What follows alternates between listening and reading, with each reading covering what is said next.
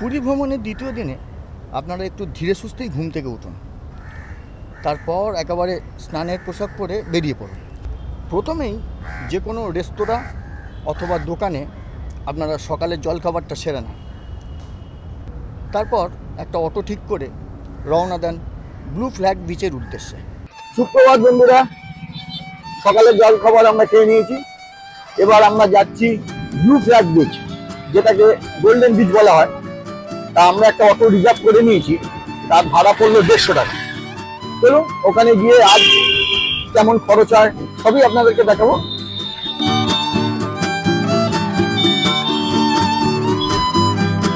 Blue flag বিচের অবস্থান স্টেশনের কাছাকাছি। ব্লু ফ্ল্যাগ বিচে চলে এসেছি, 5 মিনিট লাগলো মাত্র, 150 টাকা নিল। যাই হোক, কাউন্টারে চলুন টিকিট কাটি।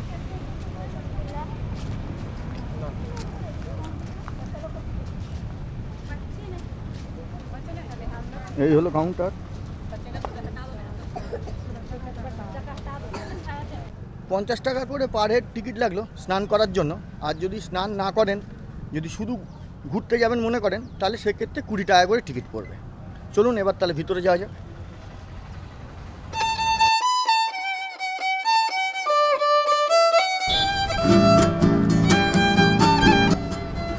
এখানে একটা ক্যাফেটেরিয়াও আছে।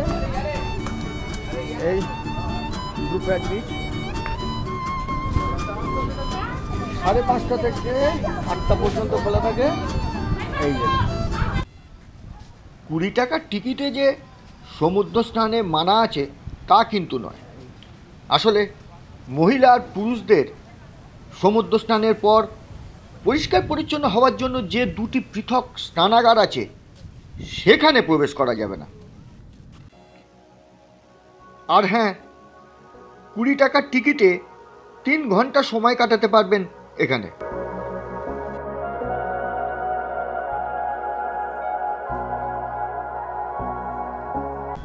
এই বিচটি 2020 সালে ডেনমার্কের FEE থেকে ব্লু ফ্ল্যাগ শংসাপত্র পেয়েছে।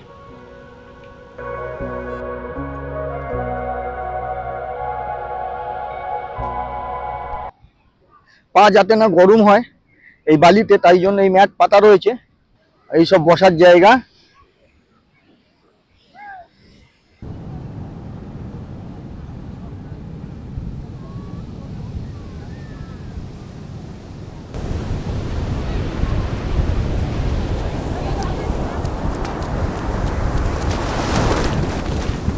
বিরাট ঢেউ, এই দেখুন।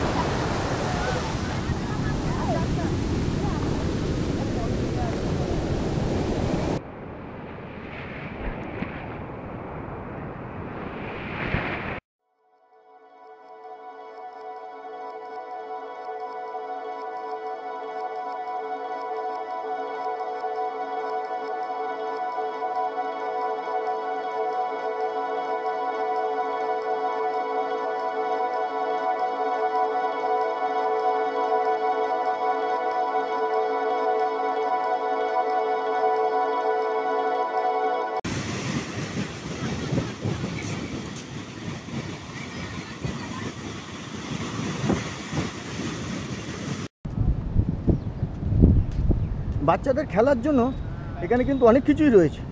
এই দেখে নেন, ছোটো মতো পার্ক মতো করা আছে। আর এই সামনে এই সমুদ্র। এবার ফিরে চলুন হোটেলের উদ্দেশ্যে। দুপুরে খাওয়া দাওয়া সেরে লম্বা ঘুম দেন। অসম্ভব ভালো কয়েকটা ঘন্টা কাটালাম, এবার আবার হোটেলে ফিরে যাই। চলুন।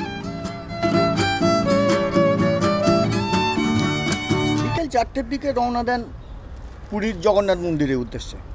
হেঁটেও যেতে পারেন, এছাড়া অটো, টোটো, রিক্সা যাতে মনে হয় যান। চেষ্টা করবেন বিকেল 5টার মধ্যে ওখানে পৌঁছাতে, তাহলে মন্দিরের চূড়ার ওই যে পতাকা পরিবর্তন নিজের চোখে দেখতে পাবেন। আমরা এখন একটা টোটো 150 টাকায় ভাড়া করে মন্দিরের দিকে যাচ্ছি।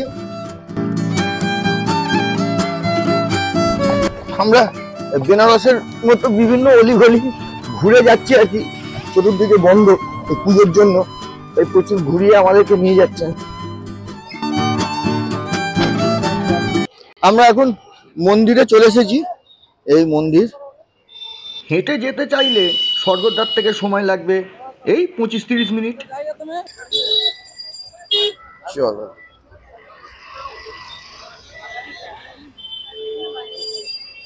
মন্দিরের দক্ষিণ প্রবেশদ্বারে উপস্থিত হলাম।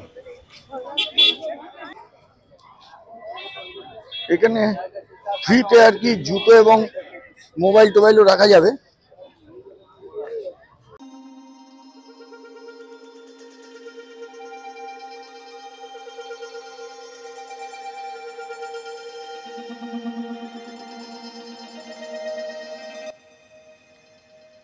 একেবারে মোক্ষম সময়ে উপস্থিত হয়েছি, আর একটু দেরি হলে এই দৃশ্য থেকে বঞ্চিত হতাম।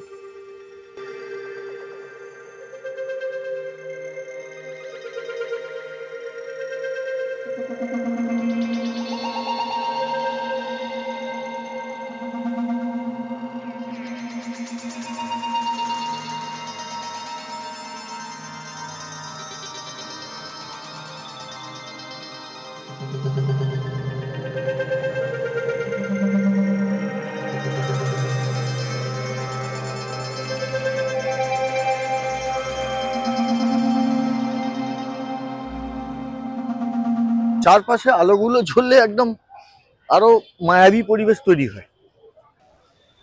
মন্দিরের এই সুসজ্জিত এলাকা দিয়ে হাঁটতে হাঁটতেই সিংহদুয়ারে আরামসে পৌঁছে যাওয়া যাবে। মেল ওয়াশরুম, পাশেই ফিমেল ওয়াশরুম, কোনো অসুবিধা নেই। এই হলো সিংহদুয়ার।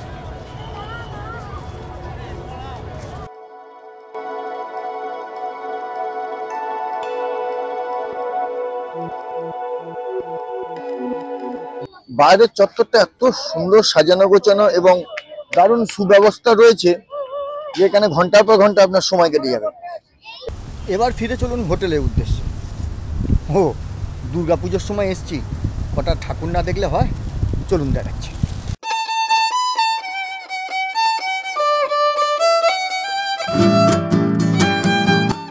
পুরীর মন্দির থেকে হেঁটে এই পান্ডাদের পাড়ার মধ্যে দিয়ে যেতে গেলে অনেক দুর্গা ঠাকুর হয়। তা আমরা একটা দেখলাম, এই আর একটা দুর্গার প্রতিমা।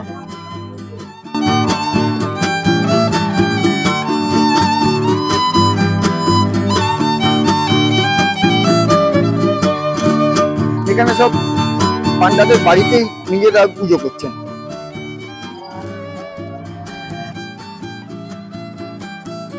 কলকাতার দুর্গাপুজোর আলোকসজ্জার জৌলুসের সঙ্গে এই আলোকসজ্জার কোনো তুলনাই হয় না।